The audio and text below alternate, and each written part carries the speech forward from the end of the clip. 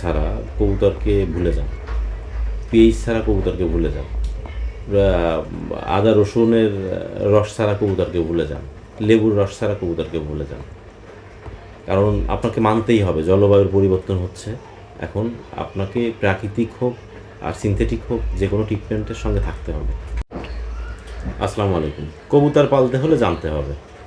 আমি মেবি আমার এর আগে কয়েকটা ভিডিওতে এই বিষয়গুলো বলছি, তারপরেও আপনারা অনেকেই আসলে ভিডিও একজন তৈরি করে দিচ্ছে, ভিডিও দেখতেছেন, এরকম ভিডিও তো সবাই তৈরি করে, ভিডিও দেখি, এরকম হইলে হবে না।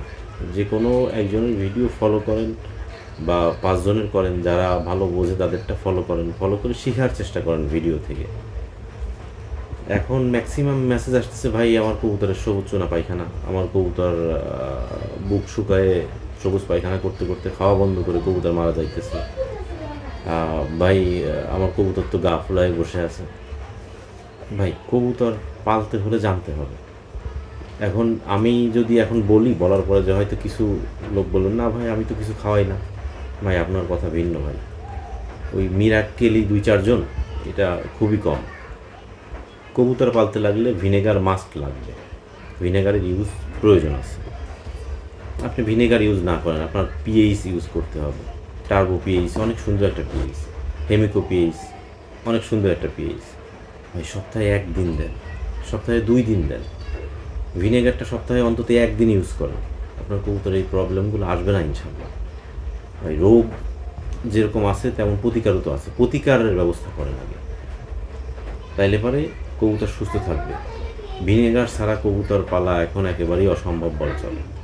পালতে পারবেন, ওই যে বললাম যে ব্যতিক্রমী অনেকেই আছে, পিএইচ ছাড়া কবুতর পালা অসম্ভব বলতে পারেন, পালতে পারবেন, ওই যে ব্যতিক্রমী কয়েকজন আছেন। তবে ভাই যদি আপনি ভিনেগার দেন, পিবি সালকিওর দেন, মানে কোনো না কোনো কিছু দিচ্ছেন মাসে 1-2 বার, লেবু দিচ্ছেন, লেবুর রস দিচ্ছেন, এগুলা দিলে আপনার কবুতর সুস্থ থাকবে।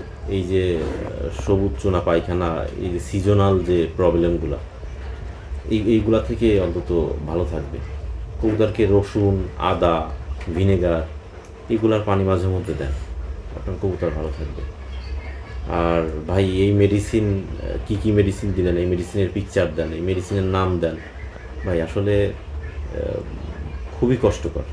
এই আপনার একটা ভিডিও করে দিলাম, তারপরে মেডিসিনের পিকচার আলাদা করে তুলে রাখলাম, আপনারা 50 জন নক করলেন, 50 জনের মেডিসিনের পিকচার পাঠাইলাম, এগুলো খুবই কষ্টকর। আমার যদিও কষ্ট হচ্ছে কথা বলতে, আমি এখনও পুরোপুরি সুস্থ না, তারপরেও চেষ্টা করলাম আপনাদের জন্য এই ভিডিওটা করে দিতে। কারণ এই বর্তমান সময়ে, বর্তমান প্রেক্ষাপটে হিউজ রিকোয়েস্ট আসতেছে, ভাই আমার কবুতরের এই সমস্যা, সেই সমস্যা।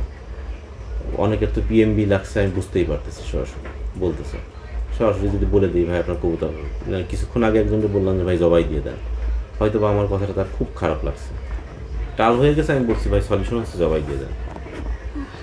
এখন একজন ব্যক্তি নিউরোবি কতদিন পুশ করবে এবং কতদিনের মধ্যে আপনার কবুতরটা দাঁড়াইতে পারে? যদি না দাঁড়ায় 15 দিনের মধ্যে, 20 দিনের মধ্যে, 1 মাসের মধ্যে, আপনার ধৈর্যটা কি কাজ করবে ঠিক মতো? এই আর কি ভাই, যার জন্য অনেকে সহজ সলিউশন দিই, হয়তো বা আমার উপরে খারাপ লাগা কাজ করবে। তো ভালো থাকবেন সবাই। আপনারা ভিনেগার